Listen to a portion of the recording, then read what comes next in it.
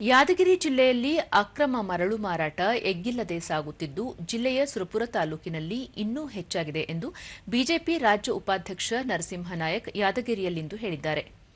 ಸುರಪುರ ತಾಲೂಕಿನ ಕೃಷ್ಣಾ ನದಿ ಪಾತ್ರದಲ್ಲಿ ನಿತ್ಯ ನೂರಾರು ಟ್ರ್ಯಾಕ್ಟರ್ಗಳ ಮೂಲಕ ಅಕ್ರಮ ಮರಳು ಸಾಗಾಟ ಮಾಡಲಾಗುತ್ತಿದೆ. ಈ ಬಗ್ಗೆ ಜಿಲ್ಲಾಧಿಕಾರಿ ಹಾಗೂ ಪೊಲೀಸ್ ಇಲಾಖೆ ಗಮನಕ್ಕೆ ತಂದರೂ ಪ್ರಯೋಜನವಾಗಿಲ್ಲ ಎಂದರು.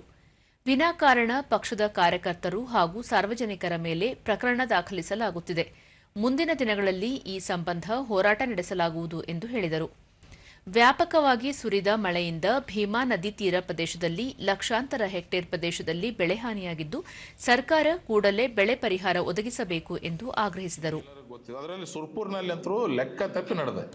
ಹಗಲು ರಾತ್ರಿ ಅನ್ನೋದೇ ಕುಸಿಗಿಂದ ಮರಳಿನ ದಂಧೆ ನಡೆಸಿದ್ದಾರೆ.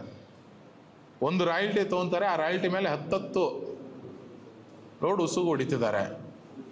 ಎಷ್ಟೋ ಲಾರಿಗಳಿಗೆ ನಂಬರ್ ಪ್ಲೇಟ್ಸೇ ಇಲ್ಲ, ನಂಬರ್ ಪ್ಲೇಟ್ ಇರಲಾರ್ದ ಲೋಡ್ಗಳು ಹೊಡಿತಿದ್ದಾರೆ. ಒಂದೇ ರಾಯಲ್ಟಿ ತಗೋದು 10 ಲಾರಿಗಳು ಒಂದೇ ನಂಬರ್ ಪ್ಲೇಟ್ ಮೇಲೆ ಹೊಡೆಯುವಂಥವು ಇದ್ದಾವೆ. ಎಲ್ಲ ಅಧಿಕಾರಿಗಳು ಅದಕ್ಕೆ ಶಾಮೀಲಾಗಿ ಉಸುಗಿನ ಬಿಸ್ನೆಸ್ ಭಾಳ ಜೋರಾಗಿ ನಡೆಸಿದ್ದಾರೆ.